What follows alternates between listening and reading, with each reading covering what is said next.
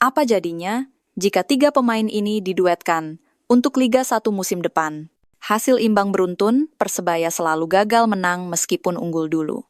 Yang wajib bertahan, pemain yang memiliki visi bermain yang sesuai karakter Persebaya. Demi tiket Asia, nasib Persebaya ditentukan pertandingan terakhir hadapi Bali United. Patut dibanggakan, Tonyi Firmansyah dinobatkan pemain muda terbaik pekan ke-32 Liga 1.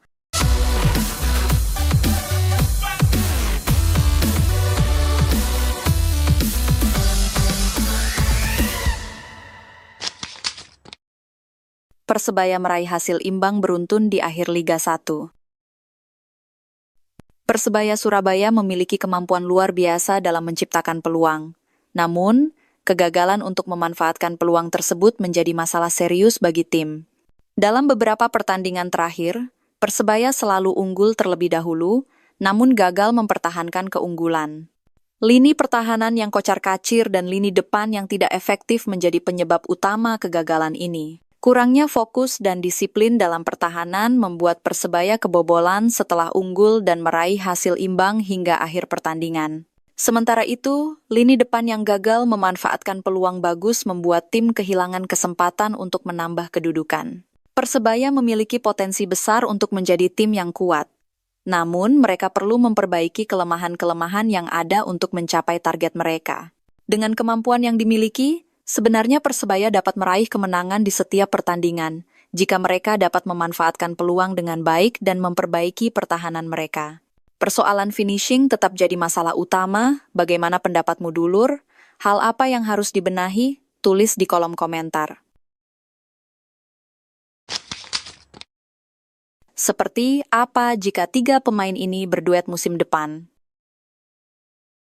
Bruno Moreira, salah satu pemain kunci Persebaya Surabaya, membutuhkan tandem yang sepadan untuk meningkatkan performa tim. Taisai Marukawa bisa menjadi pilihan tepat untuk posisi striker sayap kanan. Dengan kecepatan dan ketepatan Marukawa, Persebaya dapat meningkatkan serangan mereka dan menciptakan peluang lebih banyak. Kemitraan antara Moreira dan Marukawa dapat menjadi aset berharga bagi tim. Selain itu, Persebaya juga membutuhkan striker yang kuat sebagai target man. David Da Silva, dengan kemampuan berduel dan finishing yang tidak terburu-buru, dapat menjadi pilihan tepat untuk posisi ini. Dengan kombinasi Moreira, Marukawa, dan Da Silva, Persebaya dapat meningkatkan kekuatan serangan mereka dan menjadi tim yang lebih tangguh. Persebaya memiliki potensi besar untuk menjadi tim yang diperhitungkan di Liga 1 jika dengan pemain-pemain yang tepat. Mereka dapat menunjukkan kemampuan terbaiknya dan meraih gelar juara. Ini semua tergantung manajemen Persebaya. Bagaimana manajemen menyiapkan tim untuk Liga 1 musim depan. Sebab target juara tetap menjadi harapan bagi Persebaya dan khususnya pendukung setia Bonek Mania. Bagaimana pendapatmu, Dulut R? Jika Bruno Moreira, Tasi Marukawa dan David Da Silva diduetkan musim depan, tulis pendapatmu di kolom komentar. Pertahankan pemain yang layak dipertahankan musim depan. Bonek Mania, pendukung setia Persebaya Surabaya, memiliki harapan besar untuk tim kesayangannya di musim depan. Mereka ingin Persebaya mempertahankan pemain-pemain yang sesuai dengan karakter permainan tim, pemain-pemain yang memiliki visi dan kemampuan yang sesuai dengan permainan Persebaya wajib dipertahankan. Sementara itu, pemain-pemain yang tidak sesuai dengan misi bermain Persebaya bisa dilepas untuk membuat tim lebih solid.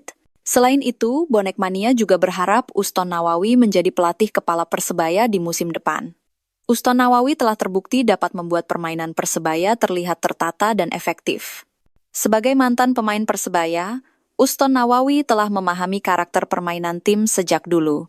Ia dapat memimpin tim dengan lebih baik dan membuat Persebaya menjadi lebih baik lagi. Dengan mempertahankan pemain yang tepat dan memiliki pelatih yang berpengalaman, Persebaya dapat mencapai target mereka dan menjadi juara di Liga 1. Bonek Mania berharap Persebaya dapat memenuhi harapan mereka dan menjadi tim yang lebih baik lagi di musim depan. Incar tiket Asia, nasib ditentukan hadapi Bali United. Persebaya Surabaya kini membidik tiket ke kompetisi Asia musim depan. Hal ini karena Bajul Ijo gagal menjuarai Liga 1 musim 2024-2025.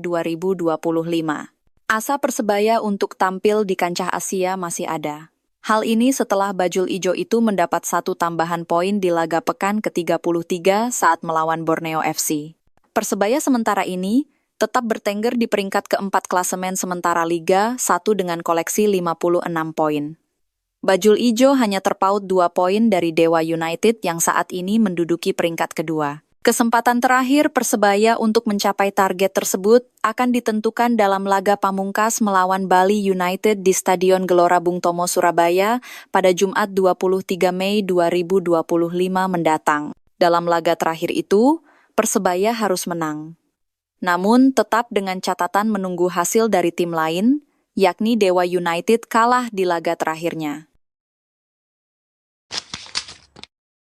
Tony Firmansyah jadi pemain muda terbaik Liga 1. Wonderkid Persebaya Surabaya, Tony Firmansyah terus menunjukkan progres positif musim ini. Terbaru, ia dinobatkan sebagai pemain muda terbaik Liga 1 pekan ke-32. Hal itu tidak lepas dari performa impresifnya saat Persebaya menghadapi Semen Padang di Stadion Gelora Bung Tomo Surabaya 2 pekan lalu yang berakhir imbang 1-1. Pada laga tersebut, mengutip dari Liga 1 Match, Tony Firmansyah membukukan 1 kreasi peluang, 32 operan sukses, 2 tackle bersih, 6 kali intercept dan 2 sapuan. Secara rinci, Tony juga mencatatkan akurasi passing sebesar 77% dan melepaskan 2 umpan lambung akurat. Ia juga memenangkan 8 duel dan melakukan 2 kali clearance. Sedangkan performanya secara keseluruhan musim ini, ia mendapat rating 7,1. Angka yang cukup tinggi bagi seorang gelandang yang masih berusia 20 tahun. Catur Pamungkas buktikan kelasnya hadapi Borneo FC. Pertandingan Persebaya Surabaya melawan Borneo FC semalam menjadi bukti nyata kemampuan luar biasa Catur Pamungkas. Pemain ini benar-benar menunjukkan kelasnya sebagai salah satu bek terbaik di Liga 1. Catur Pamungkas membuktikan dirinya sebagai benteng pertahanan yang tak terkalahkan.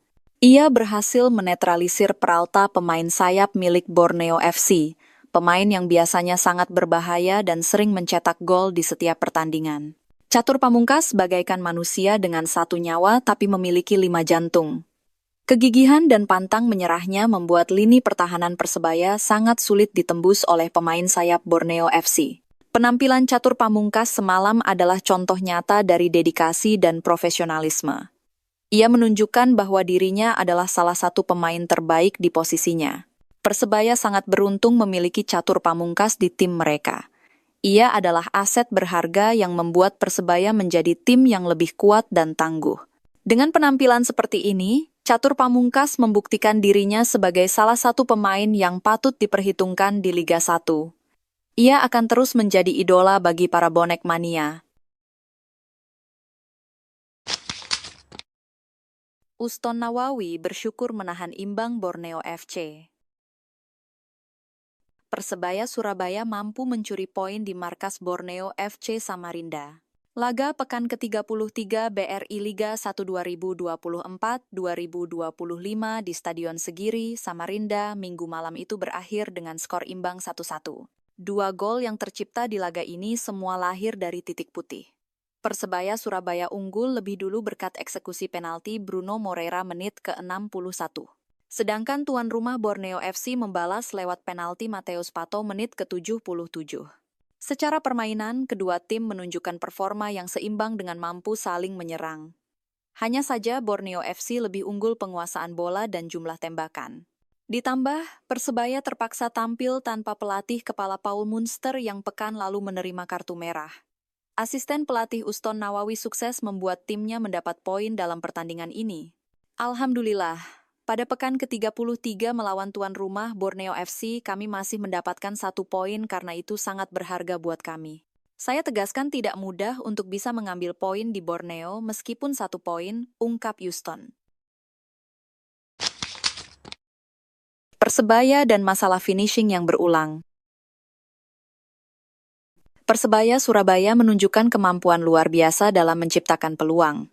Namun masalah finishing terus menghantui tim ini. Banyak peluang yang diciptakan, namun tidak dapat dikonversi menjadi gol. Ini menjadi masalah serius yang perlu diatasi oleh Persebaya. Finishing yang buruk dapat membuat tim kehilangan poin dan kesempatan untuk meraih kemenangan. Persebaya perlu melakukan evaluasi dan perbaikan dalam hal ini. Mungkin sudah saatnya Persebaya mencari solusi untuk masalah finishing ini, baik dengan memperbaiki kemampuan pemain yang ada atau mencari striker baru yang haus gol dan tajam. Dengan perbaikan dalam finishing, Persebaya dapat menjadi tim yang lebih tangguh dan berpeluang besar untuk meraih kemenangan. Persebaya memiliki potensi besar untuk menjadi tim yang kuat. Mereka hanya perlu menemukan solusi untuk masalah finishing ini. Sebenarnya apa yang harus dibenahi Persebaya Surabaya? Tulis pendapatmu di kolom komentar.